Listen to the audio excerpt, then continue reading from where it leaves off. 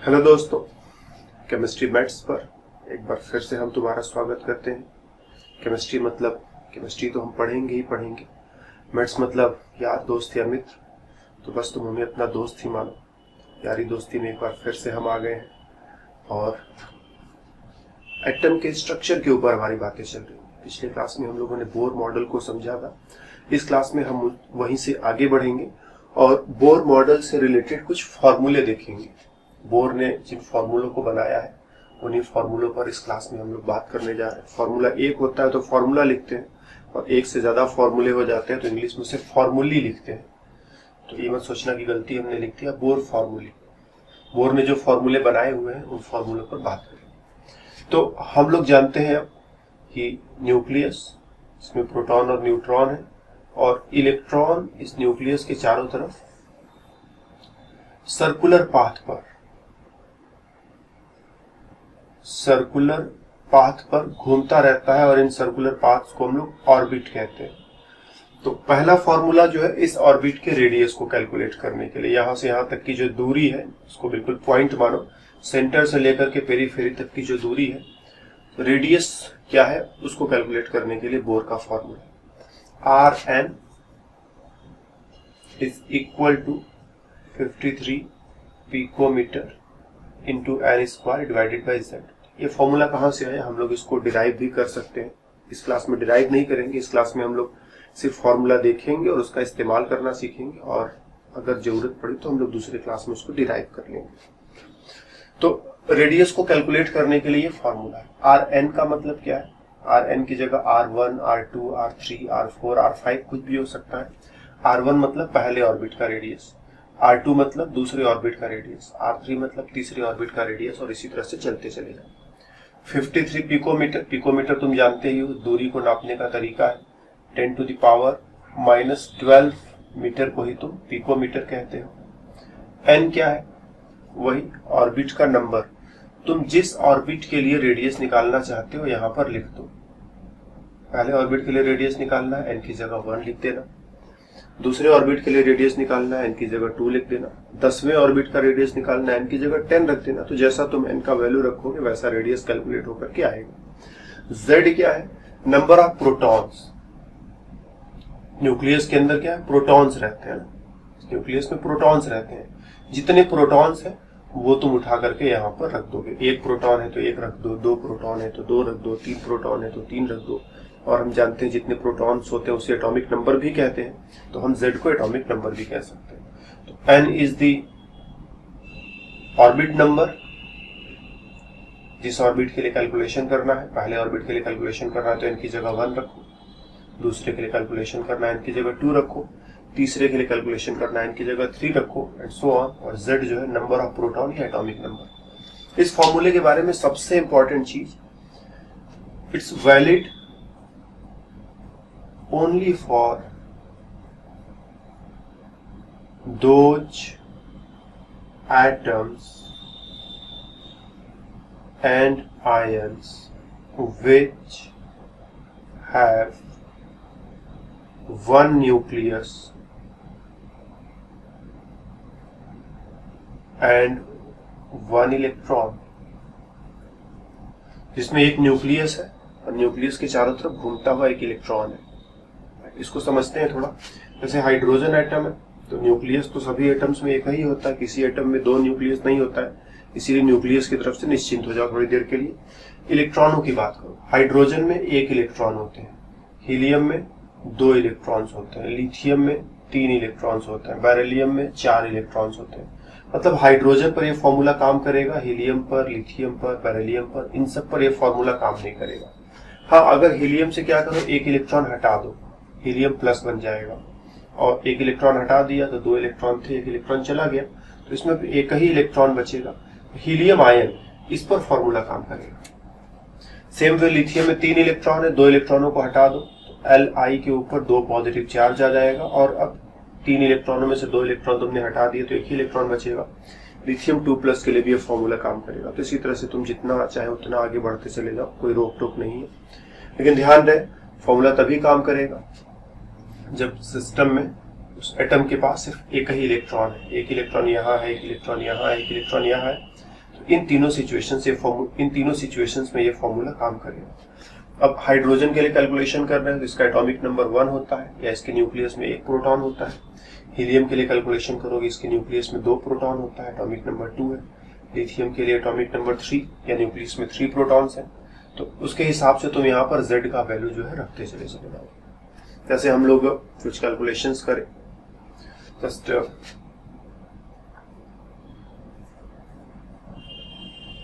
Radius for first, second, third and fourth orbits of H atom. Hydrogen atom के पहले, दूसरे, तीसरे, चौथे ऑर्बिट्स का रेडियस अपने को कैलकुलेट करना है। तो जो फॉर्मूला है, साफ साफ फॉर्मूला लिख लो, Rn is equal to 53 picometre into n² divided by Z, right. अब हमको पहला ऑर्बिट निकालना है तो R1, और हाइड्रोजन के लिए निकालना है तो बगल में हाइड्रोजन भी लिख दिया, 53 पिकोमीटर मल्टीप्लाइड विथ n²। कौन सा ऑर्बिट है? न्यूक्लियस, पहला ऑर्बिट, दूसरा ऑर्बिट, तीसरा ऑर्बिट, चौथा ऑर्बिट। तो मेरे को पहले ऑर्बिट के बारे में कैलकुलेशन करना है तो n की जगह 1 रख दो, 1²। हाइड्रोजन के न्यूक्लियस में कितने प्रोटॉन? सिर्फ 1 प्रोटॉन, Z की जगह भी 1 रख दो। सॉल्व करो इसे जरा, 1/1 ये सब 1 हो जाएगा, और किसी चीज में 1 से मल्टीप्लाई करो या 1 से डिवाइड करो तो फर्क तो पड़ता नहीं, तो 53 पिकोमीटर ही आ जाएगा। इसी तरह से R2 निकाल लो, सेकेंड ऑर्बिट, ठीक, ये पहला ऑर्बिट हो गया।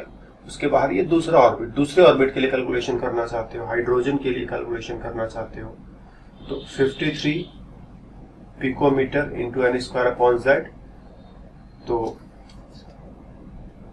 n की जगह, क्योंकि दूसरे ऑर्बिट की बात कर रहे हैं इसीलिए 2 रख देंगे हम लोग। और Z क्या है? न्यूक्लियस में प्रोटॉनों की संख्या। हाइड्रोजन के न्यूक्लियस में एक ही प्रोटॉन होता है, तो 53 पिकोमीटर इंटू 2²। क्यों 2²? क्योंकि हम लोग दूसरे ऑर्बिट की बात कर रहे हैं, तो n की जगह 2 रख दिया, और Z की जगह 1 रखेंगे क्योंकि हाइड्रोजन के न्यूक्लियस में एक ही प्रोटॉन। तो ये हो जाएगा 53 पिकोमीटर इंटू 4।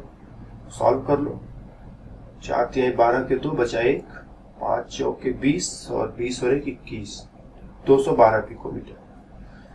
हम बचपन में हमारी पढ़ाई जो है 12th तक हिंदी मीडियम से रही है, तो हमको जो टेबल याद है, हमको हिंदी में टेबल याद है, और अंग्रेजी वाला टेबल पढ़ने में जो है मेरे को दिमाग लगाना पड़ता है। हिंदी वाला बिल्कुल एकदम दिल में बस गया है। तो जब भी कैलकुलेशन होगा तुम लोग अपनी तरफ से कैलकुलेशन संभालते रहो, हम अपनी तरफ से कैलकुलेशन संभालते रहेंगे। तो दूसरे ऑर्बिट का रेडियस हमने निकाला हाइड्रोजन के लिए, तो 212 पिकोमीटर आया। पिछले क्लास में हमने कहा भी था कि जो हाइड्रोजन होता है, हाइड्रोजन में न्यूक्लियस है, जो पहला ऑर्बिट है वो 53 पिकोमीटर की दूरी पर होता है, और जो दूसरा ऑर्बिट होता है वो 212 पिकोमीटर की दूरी पर होता है। तो ये सब जो है फॉर्मूले से हम लोग कैलकुलेट कर सकते हैं। ये पहला ऑर्बिट 53 पिकोमीटर की दूरी पर, दूसरा ऑर्बिट 212 पिकोमीटर की दूरी पर, तीसरा ऑर्बिट इसी तरह से निकालोगे, R3H, तो ये हो जाएगा 53 picometre into n² by Z। हम तीसरे ऑर्बिट की बात कर रहे हैं तो n की जगह 3 रख देंगे, तो 53 पिकोमीटर इंटू 3², और Z का वैल्यू तो हाइड्रोजन के लिए 1 है ही, so it goes 53 picometre into 9। 9 × 3 27, अच्छा 2, 9 × 5 45, 45 और 2 47, 47, तो 477 पिकोमीटर। तो इस वे में पहला, दूसरा, तीसरा, चौथा किसी भी ऑर्बिट के लिए रेडियस मेरे को कैलकुलेट करना हो कैलकुलेट कर सकते हैं, कोई मुश्किल नहीं है। फॉर्मूला जो हम लोगों ने देखा था, फॉर्मूला क्या है? यही फॉर्मूला है, Rn is equal to 53 picometre into n² upon Z। ये 53 पिकोमीटर अगर तुम ध्यान से देखो तो हाइड्रोजन के पहले ऑर्बिट का रेडियस 53 पिकोमीटर ही आया है, तो इसकी जगह ये भी तुम उठा करके रख सकते हो। तो फॉर्मूला जो तुम देख रहे हो, Rn is equal to 53 picometre into n² by Z, इसी फॉर्मूले को तुम ऐसे भी लिख सकते हो। हम नीचे लिख देते हैं ना, हम इसकी जगह ये R1H लिख देंगे। तो जो फॉर्मूला हमने सीखा है कि Rn is equal to 53 picometre into n square upon Z. इसी को हम ऐसे भी लिख सकते हैं Rn is equal to R1H, क्योंकि ये हाइड्रोजन के पहले ऑर्बिट के रेडियस के बराबर ही है, इसीलिए इसकी जगह R1H लिख दिया into n square upon Z. तो हम लोग फॉर्मूला ऐसे भी इस्तेमाल कर सकते हैं, फॉर्मूला ऐसे भी लिख सकते हैं, या कभी कभी इसकी जगह A0 या A0 लिख दिया जाता है। इसका भी मतलब वही है, हाइड्रोजन के पहले ऑर्बिट का radius into n square by Z. तो फॉर्मूला कहीं ऐसे लिखा हुआ है तो पहचानो ही पहचानो, ऐसे या ऐसे लिखा है तो उसको भी पहचानो, और जरूरत पड़ने पर इससे तुम सवाल जो है लगाते चले जाओगे। और केवल हाइड्रोजन के लिए ही नहीं, हम दूसरे एटम्स के लिए भी कैलकुलेशन कर सकते हैं। सपोज इस बार हम जो है हम निकालना चाहते हैं radius second orbit helium plus ion के लिए। तो फॉर्मूला क्या है, Rn is equal to R1H into n square by Z. पहले ऑर्बिट का रेडियस हाइड्रोजन में कितना है, 53 पिकोमीटर। तो फॉर्मूला हमने ऐसे लिख लिया। सेकेंड ऑर्बिट हीलियम एटम, तो हमारा फॉर्मूला ऐसे लिख लिया, R2 निकालना चाहते हैं helium ion, not helium atom, helium plus ion, तो 53 पिकोमीटर। सेकेंड ऑर्बिट है तो n की जगह 2 का स्क्वायर, और z का वैल्यू, हीलियम में 2 प्रोटॉन्स होते हैं न्यूक्लियस में, तो ये भी 2 रखोगे, 2 का स्क्वायर 4 को 2 से घटाया तो 2 बचेगा, तो इंटू 2 हो जाएगा। तो 53 पिकोमीटर इंटू 2 बोले तो 106 पिकोमीटर। तो इस तरह से किसी भी सिचुएशन के लिए हम लोग रेडियस वगैरह निकालना हो तो कोई मुश्किल फॉर्मूला नहीं है, बहुत ही सिंपल फॉर्मूला है, इतना भी बताने की जरूरत नहीं होती है। लेकिन कहा ना, थोड़ी यारी दोस्ती में हम बता देते हैं कि चलो तुम्हें थोड़ा अच्छे से बता दिए, अदरवाइज फॉर्मूला लिख करके एक सवाल लगाना काफी था। तो ये हो गया रेडियस की बात। इन फॉर्मूलों को हम लोग डिराइव भी करेंगे, डोंट वरी। फॉर्मूला कहाँ से आ रहा है, आने दो जहां से भी आ रहा है, बस फॉर्मूला ध्यान में रखना कि यही फॉर्मूला डिराइव करके लाना है। फॉर्मूला पता रहेगा तो डेरिवेशन कोई मुश्किल नहीं। एनर्जी ऑफ इलेक्ट्रॉन, इलेक्ट्रॉन के एनर्जी का फॉर्मूला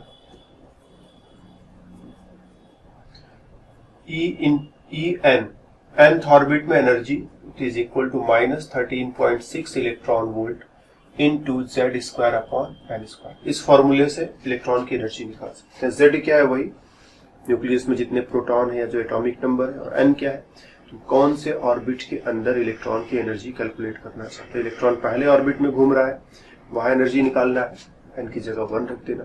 दूसरे ऑर्बिट में घूम रहा है, एन की जगह 2 रख देना। तीसरे ऑर्बिट में घूम रहा है, एन की जगह 3 रख देना। तो जैसा ऑर्बिट रहेगा उसके हिसाब से एन का वैल्यू एडजस्ट कर लो। और ये फॉर्मूला भी वही है, हाइड्रोजन से रिलेटेड, मतलब ये बोर मॉडल से रिलेटेड जितने भी फॉर्मूले हम लोग लिखेंगे, सभी के सभी फॉर्मूले एक इलेक्ट्रॉन वाले सिस्टम पर ही काम करेंगे। एक से ज्यादा इलेक्ट्रॉन हुआ नहीं कि फॉर्मूला गड़बड़ हुआ नहीं, तो एक इलेक्ट्रॉन वाले सिस्टम पर ही ये फॉर्मूले बेस्ट काम करेंगे। एक या बेस्ट क्या बोलो, बस एक ही इलेक्ट्रॉन वाले एटम पर या एक ही इलेक्ट्रॉन वाले आयंस पर ये फॉर्मूला काम करेंगे ही करेंगे, उससे ज्यादा नहीं।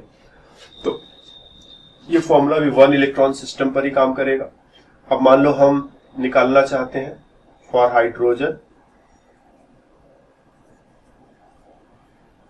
हाइड्रोजन, हम E1, E2, E3, E4 ये 4 ऑर्बिट्स के अंदर इलेक्ट्रॉन की एनर्जी कैलकुलेट करना चाहते हैं। तो En बराबर -13.6 इलेक्ट्रॉन वोल्ट, ये यूनिट होता है ना, एनर्जी का यूनिट है ये, into Z square upon n square. तो E1 फॉर H इतना हो जाएगा -13.6 इलेक्ट्रॉन वोल्ट। जेड हाइड्रोजन में एक ही प्रोटॉन होता है तो 1 स्क्वायर डिवाइडेड बाई पहला ऑर्बिट निकालना है तो फिर से 1 स्क्वायर, और ये 1 हो जाएगा। इसको 1 से मल्टीप्लाई करो या 1 से डिवाइड करो, कोई चेंज नहीं होगा। तो 13.6 इलेक्ट्रॉन वोल्ट, ये जो है पहले ऑर्बिट के अंदर, हाइड्रोजन के पहले ऑर्बिट के अंदर इलेक्ट्रॉन की एनर्जी हो गई। तो ये जो फॉर्मूला हमने ऊपर लिखा है, हम चाहे तो इसे ऐसे मॉडिफाई भी कर सकते हैं। En is equal to E1H into Z square upon n square. ये जो पार्ट दिखाई पड़ रहा है ये उतना ही है जितना कि हाइड्रोजन के पहले ऑर्बिट में इलेक्ट्रॉन की एनर्जी होती है। तो इसको ऐसे भी लिख सकते हैं, इसी चीज को ऐसे भी लिखना सीख लो। मेरे को दूसरे ऑर्बिट में एनर्जी निकालनी है हाइड्रोजन के लिए ही, E2H बराबर -13.6 electron volt Z square upon n square. Hydrogen है दैट की जगह 1, दूसरा ऑर्बिट है n की जगह 2, तो -13.6 electron volt into 1 square by 2 square. तो 2 स्क्वायर जो है वो 4 हो जाएगा, तो 4 हो जाएगा तो -13.6 इलेक्ट्रॉन वोल्ट डिवाइडेड बाई 4। तो इसको कटा डालो, 4 गुणे 3 12, 3 बार में कटेगा, 1 और 6 बच्चा 16 हो जाएगा, 4 गुणे 4 16। -3.4 इलेक्ट्रॉन वोल्ट जो है दूसरे ऑर्बिट में इलेक्ट्रॉन की एनर्जी आ जाएगी। ठीक, तीसरे ऑर्बिट में देखें इसी तरह से E3 फॉर H के लिए तीसरे ऑर्बिट में energy -13.6 electron volt into Z square upon n square. So -13.6 electron volt into Z की जगह 1, तीसरा ऑर्बिट है तो n की जगह 3, तो 3 का स्क्वायर 9 होता है, तो -13.6 इलेक्ट्रॉन वोल्ट अपॉन 9। सॉल्व कर लोगे तो 9 एकम 9 बचा 4 और 6, 9 बचे 45, बचेगा फिर से 1, 0 लगाते तो 10 हो जाएगा। 1.51 इलेक्ट्रॉन वोल्ट माइनस। तो इस तरह से बेहद सिंपल ऑब्जर्वेशन है कि E1 कितना है, E1 जो है -13.6 इलेक्ट्रॉन वोल्ट है। E2 कितना है, वो है -13.6 बाई 2 का स्क्वायर, बाई 2 स्क्वायर। E3 कितना है, -13.6 बाई 3 स्क्वायर। E4 कितना हो जाएगा, -13.6 बाई 4 स्क्वायर। तो इसको सॉल्व कर लोगे तो ये हो जाएगा -13.6 बाई 4, ये हो जाएगा -13.6 बाई 9, ये हो जाएगा -13.6 बाई 4 का स्क्वायर होता है 16। सब इलेक्ट्रॉन वोल्ट में कैलकुलेशन चल रहे हैं। और इसको और आगे सॉल्व कर लोगे, 4 या 12 बचा 1 और 6, तो 4 गुणे 4 16, -3.4 इलेक्ट्रॉन वोल्ट। यहां निकालोगे तो -1.51 इलेक्ट्रॉन वोल्ट, और यहां निकालोगे, इसको कटा डालो जरा, 16 का पहाड़ा आता है किसी को, चलो 2 से कटा करके 8 कर देते हैं, और इसको 2 से कटा के 2 गुणे 6 12 और 2 8 16, 6.8 आ जाएगा। और फिर 8 से कटा डालो, 8 गुणे 8 64 होता है, तो 0.8 और फिर बचेगा 4, तो 5 आ जाएगा इलेक्ट्रॉन वोल्ट। तो इस तरह से चारों ऑर्बिट्स में अगर इलेक्ट्रॉन की एनर्जी की तुलना करें तो इसको हम इधर लिख देते हैं। -13.6 इलेक्ट्रॉन वोल्ट पहले ऑर्बिट में एनर्जी है, दूसरे ऑर्बिट में एनर्जी है -3.4, तीसरी ऑर्बिट में एनर्जी -1.51 और चौथे ऑर्बिट में एनर्जी है 0.85। तो अब इसी चीज को हम जरा डायग्राम्स की मदद से बनाए। ये रहा तुम्हारा न्यूक्लियस, ठीक, ये रहा न्यूक्लियस, न्यूक्लियस के चारों तरफ ये पहला ऑर्बिट, फिर ये दूसरा ऑर्बिट, फिर इसके ऊपर जाओगे तो तीसरा ऑर्बिट मिलेगा, फिर और जाओगे तो तुम्हें चौथा ऑर्बिट मिलेगा। इलेक्ट्रॉन यहाँ यहाँ यहाँ यहाँ कहीं भी रह सकता है। इलेक्ट्रॉन अगर यहाँ है तो एनर्जी है -13.6 इलेक्ट्रॉन वोल्ट, यहाँ है तो -3.4 इलेक्ट्रॉन वोल्ट। यही इलेक्ट्रॉन यहाँ पहुंच जाए तो -1.51 इलेक्ट्रॉन वोल्ट, यही इलेक्ट्रॉन यहाँ पहुंच जाए तो -0.85 इलेक्ट्रॉन वोल्ट। ठीक, तो इलेक्ट्रॉन की जो एनर्जी है पहले ऑर्बिट में, दूसरे ऑर्बिट में, तीसरे ऑर्बिट में, चौथे ऑर्बिट में, इसी तरह से हम कैलकुलेट करते चले जा सकते हैं। प्रत्येक बार माइनस में एनर्जी आ रहा है, और जो माइनस होता है ये इस बात को सूचना देता है, इस बात की सूचना देता है कि अट्रैक्शन है। जब भी अट्रैक्शन होगा, दो पार्टिकल्स है, दोनों के बीच में अट्रैक्शन है और दोनों ने मिलकर के एक सिस्टम बना रखा है। तो यहाँ न्यूक्लियस एक पार्टिकल हुआ, इलेक्ट्रॉन दूसरा पार्टिकल हुआ, दोनों में अट्रैक्शन है, दोनों ने मिलकर के एटम बना रखा है, सिस्टम बना रखा है। तो इसमें एनर्जी जो है, टोटल एनर्जी हमेशा माइनस में ही आनी है। जैसे जैसे ये दूर होता जाएगा वैसे वैसे लेस नेगेटिव हो जाएगा। यहाँ देखो एग्जाम दिया -13 मार्क्स पा करके आया है, यहाँ एग्जाम दिया -3 मार्क्स पा करके आया है, यहाँ एग्जाम दिया -1 मार्क्स पा करके आया है। तो यहाँ काफी निगेटिव वैल्यू है, यहाँ थोड़ा कम निगेटिव है, थोड़ा और कम निगेटिव, थोड़ा और कम निगेटिव। तो जैसे जैसे दूरी बढ़ेगी वैसे वैसे अट्रैक्शन घटेगा, तो लेस एंड लेस निगेटिव होता चला जाएगा। और जब बिल्कुल कह दो कि ये रहा मेरा न्यूक्लियस, ठीक, ये पहला ऑर्बिट, दूसरा ऑर्बिट, तीसरा ऑर्बिट, चौथा ऑर्बिट, इसे दूर चलते चले जाओ, पांचवा ऑर्बिट, छठवां ऑर्बिट, सातवां ऑर्बिट, जाते जाते इनफाइनाइट नंबर का ऑर्बिट कभी मिलेगा ना। तो जब इलेक्ट्रॉन यहां से निकल करके बिल्कुल इनफाइनाइट पर चला जाएगा तो अट्रैक्शन खत्म हो जाएगा और तुम देखोगे कि एनर्जी का वैल्यू जो है 0 आ जाएगा। फॉर्मूले से भी हम कैलकुलेट कर सकते हैं। फॉर्मूला क्या है? En is equal to -13.6 electron volt into Z square by n square. n की जगह इनफाइनाइट रख दो जरा, तो इनफाइनाइट से किसी भी चीज को डिवाइड करते हो तो 0 आ जाएगा। तो when n is equal to infinite, infinite orbit में एनर्जी जो है वो 0 हो जाएगी। अब 0 का कोई प्लस माइनस होता नहीं। तो इनफाइनाइट से पहले कोई भी ऑर्बिट है, पहला, दूसरा, तीसरा, चौथा, पांचवा, छठवां, सातवां, आठवां, 9, 10, 11, 12, कुछ भी, सब में इलेक्ट्रॉन की एनर्जी निगेटिव रहेगी। और जब इलेक्ट्रॉन जो है इनफाइनाइट पर पहुंच जाएगा, n is equal to infinite, तो इलेक्ट्रॉन की एनर्जी जो है 0 हो जाएगी। मतलब अब वो निगेटिव साइन से फ्री हो गया और बाहर चला गया। इनफाइनाइट पर पहुंचने का मतलब क्या है? बाहर निकल गया। तो इलेक्ट्रॉन बाहर निकल गया मेरा।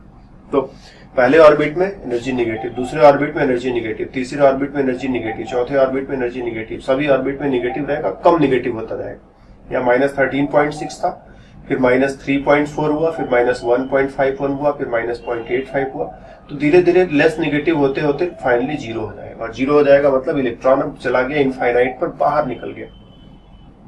राइट, इलेक्ट्रॉन बाहर निकल गया। तो हम इलेक्ट्रॉन की इस एनर्जी को हम एक लाइन पर रख दें। हम एक लाइन बना लें, लाइन पर एक पॉइंट कह दे ये है 0, ये है 0 वाला पॉइंट, और 0 से नीचे जा रहा है क्योंकि मेरे को माइनस में जाना है। हम ऊपर जाते तो कह दो कि प्लस में जाते, ऊपर जाते तो यहाँ पर कह दो +1 प्लस, हम +4 कर देते हैं सीधा, बीच में 1, 2, 3, 4 रहेंगे।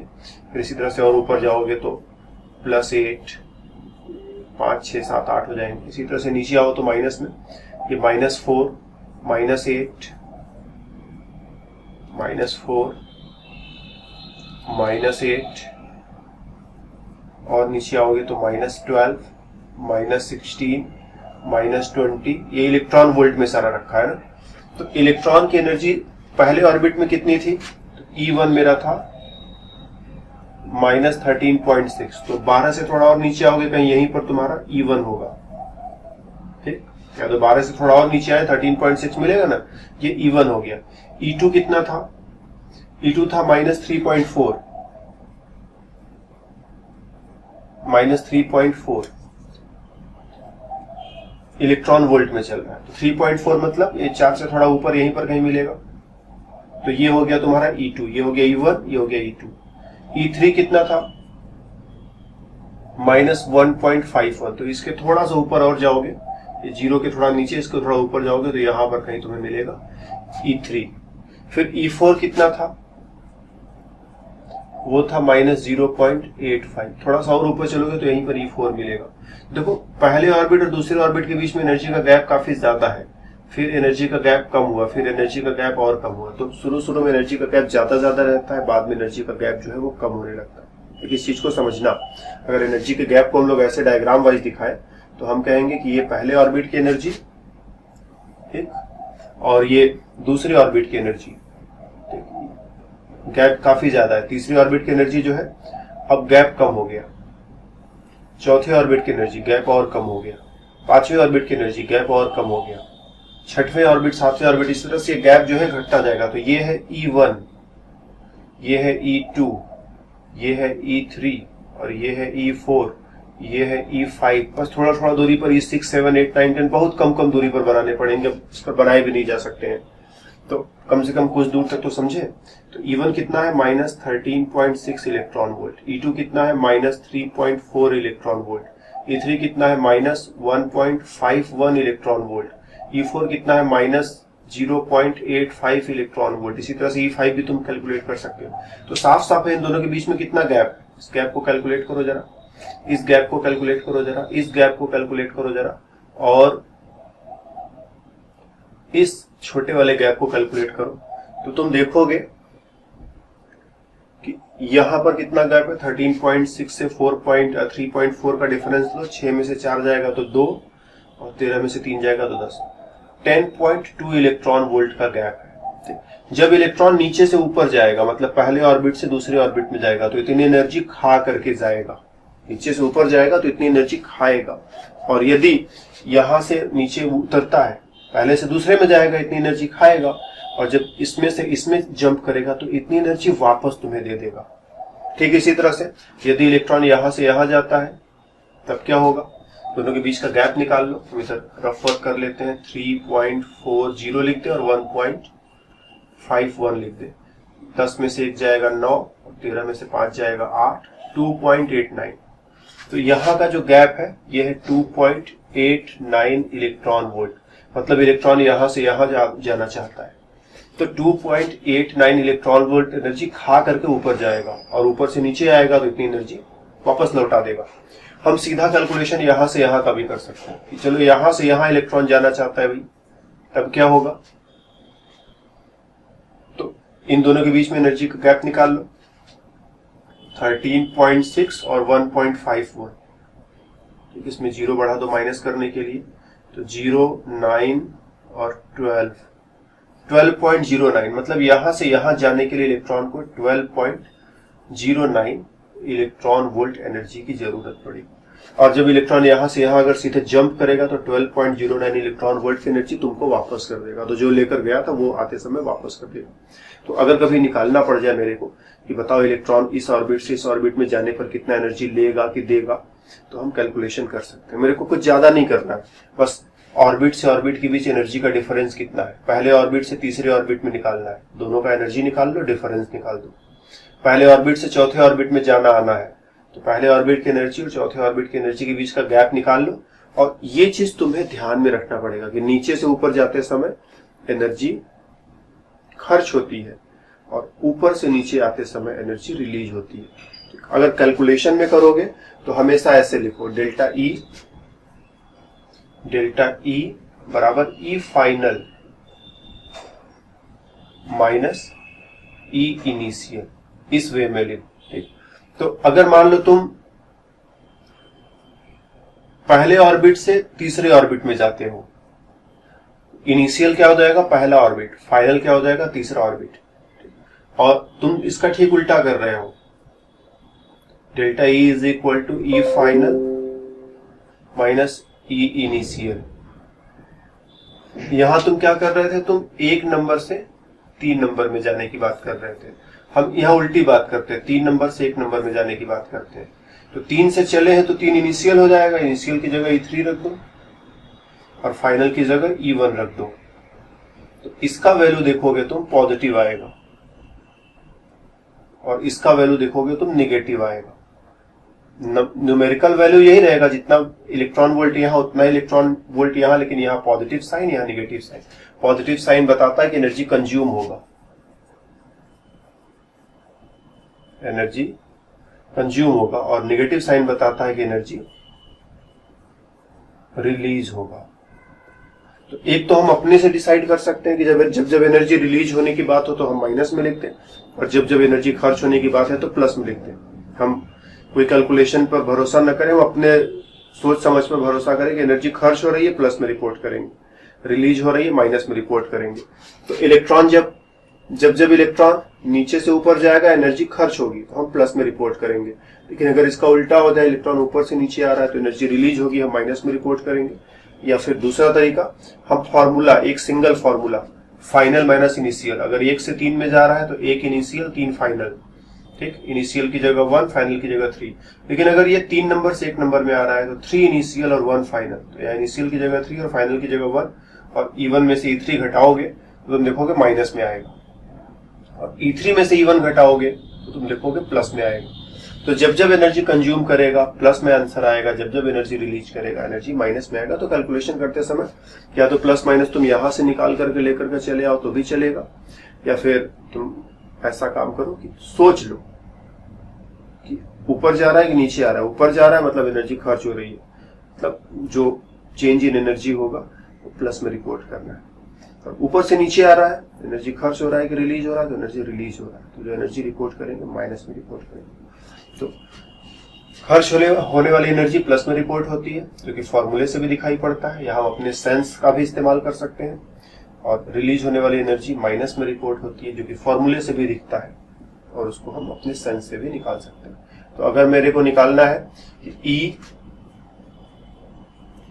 E3 to 1 तीसरे से पहले में आने पर कितनी एनर्जी, तो हम बोलेंगे फाइनल माइनस इनिशियल। फाइनल क्या है, 1, यहां से चला था यहां पहुंचा, तो ये फाइनल पॉइंट है। तो E1 माइनस E3, E1 का वैल्यू कितना है -13.6 इलेक्ट्रॉन वोल्ट, समझ लेना ना, माइनस E3 का वैल्यू कितना था, तो ये था -1.51 इलेक्ट्रॉन वोल्ट में। सॉल्व करोगे तो ये माइनस और माइनस मल्टीप्लाई होकर के प्लस हो जाएंगे, और ये तो माइनस में रहेगा ही रहेगा। इसको ऐसे ही लिख दिया, ये माइनस माइनस मिलाकर प्लस लिख दिया, और दोनों को मिलाकर के सॉल्व कर लो तो ये माइनस ये प्लस कट जाएगा। 13.6 में से 1.51 जाएगा, तो इधर बचा 9, 0, 12.09 माइनस में आ रहा है, मतलब एनर्जी जो है रिलीज हो रही है, रिलीज ऑफ एनर्जी। या फिर हम वैसे भी जानते हैं कि जब हायर ऑर्बिट से लोअर ऑर्बिट में आएगा तो एनर्जी रिलीज करेगा और आंसर माइनस में आना चाहिए। तो ये आंसर का प्लस माइनस भी थोड़ा सा मेरे को संभालना पड़ता है कि ऐसे सिचुएशन में एनर्जी को प्लस में रिपोर्ट करेगी, माइनस में रिपोर्ट करे। तो खर्च हो रही है प्लस में रिपोर्ट करोगे, रिलीज हो रही है माइनस में रिपोर्ट करोगे। तो ये एनर्जी के फॉर्मूले का हमने इस्तेमाल किया। एक और छोटा सा काम करेंगे, find out energy needed to remove the electron from first orbit of hydrogen atom। Hydrogen atom के पहले ऑर्बिट से इलेक्ट्रॉन को बाहर निकालना है। बाहर निकालना मतलब कहाँ निकालना, एटम से बाहर निकाल करके ले जाना है। तो एटम में नहीं रहने देंगे इलेक्ट्रॉन को।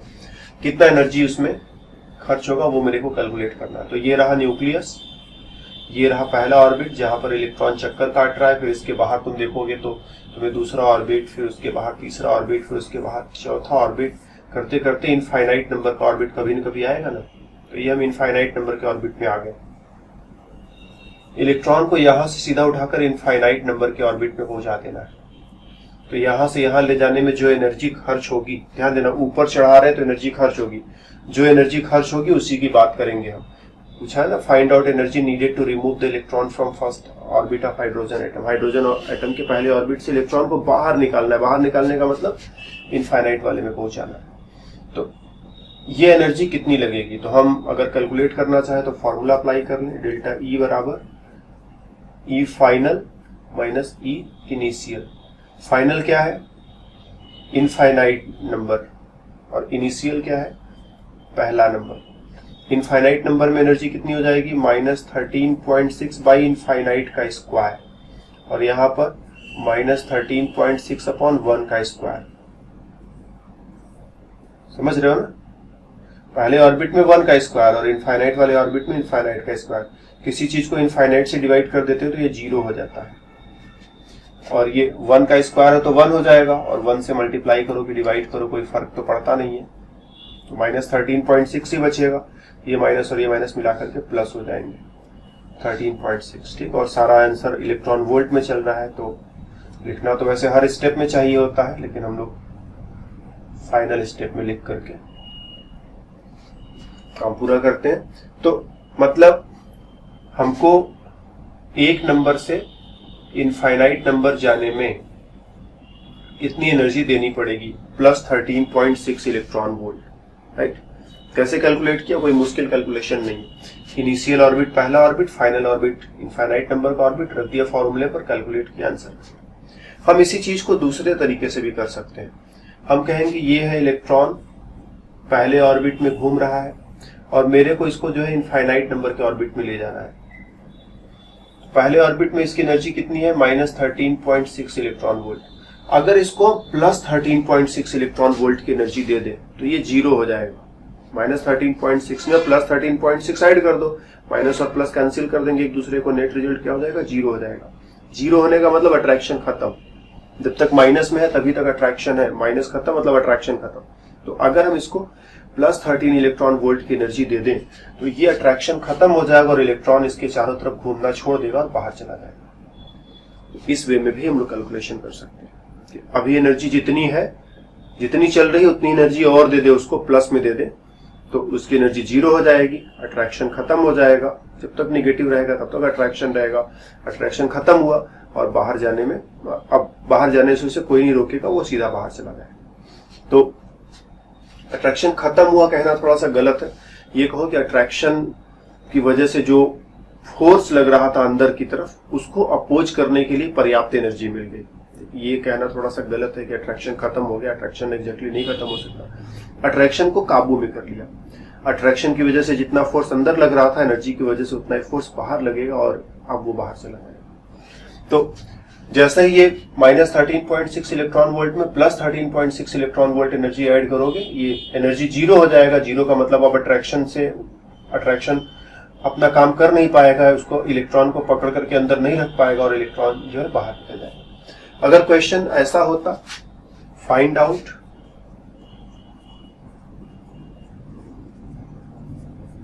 Energy needed to remove the electron of hydrogen atom from second orbit। Second orbit से निकालना है तो हम क्या कहेंगे? हम कहेंगे ये रहा न्यूक्लियस, पहला ऑर्बिट, ये दूसरा ऑर्बिट जिसमें इलेक्ट्रॉन अभी प्रेजेंटली मान लो घूम रहा है, और ये हुआ इनफाइनाइट नंबर का ऑर्बिट। ठीक, ये n इज इक्वल टू 2, ये n is equal to infinite. मेरे को यहां से यहां जाना है तो एक तो हम फॉर्मूला लगा दें, डेल्टा E बराबर इनिशियल और ये फाइनल। तो पहले फाइनल रखते हैं, फाइनल माइनस इनिशियल, और इसको कैलकुलेट कर ले, जो वैल्यू आएगा वो वैल्यू आ जाएगा। या फिर दूसरा रास्ता क्या है कि हम जानते हैं E2 का वैल्यू कैलकुलेट करोगे तो -3.4 इलेक्ट्रॉन वोल्ट आएगा। तो जब तक इलेक्ट्रॉन यहां पर घूम रहा है, एनर्जी है -3.4 इलेक्ट्रॉन वोल्ट। इसी में +3.4 इलेक्ट्रॉन वोल्ट ऐड कर दो, ये 0 हो जाएगा। 0 होते ही अट्रैक्शन अपना काम कर नहीं पाएगा और इलेक्ट्रॉन भाग जाएगा। तो इसको यहां से निकालना है तो मेरे को इतना ही एनर्जी प्लस में देना पड़ेगा।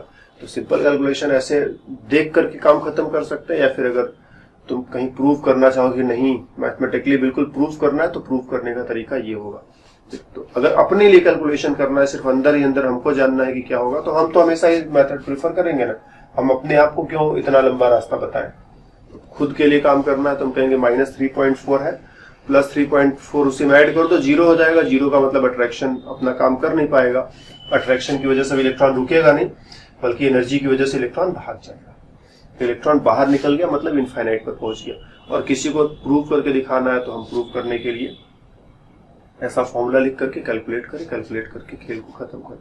तो इस वे में हम लोगों ने 2 फॉर्मूले देखे, एक देखा रेडियस वाला फॉर्मूला, दूसरा देखा एनर्जी वाला फॉर्मूला, और उन फॉर्मूले से कुछ कैलकुलेशंस और कुछ कंक्लूजन्स भी निकाले। इन फॉर्मूलों को हम लोग डिराइव भी करेंगे किसी दूसरे क्लास में। हालांकि हम लोगों को डेरिवेशन की उतनी जरूरत पड़ती नहीं है, कभी कभी बहुत रेयर प्रॉब्लम्स आ जाए तो उनके लिए जरूरत पड़ सकती है। तो अगर तुम्हारी मर्जी हो तुम उसको देखना या मत देखना, हम तो बनाएंगे ही बनाएंगे, क्योंकि अब काम कर रहे हैं तो हमको पूरा काम कर ही डालने दो।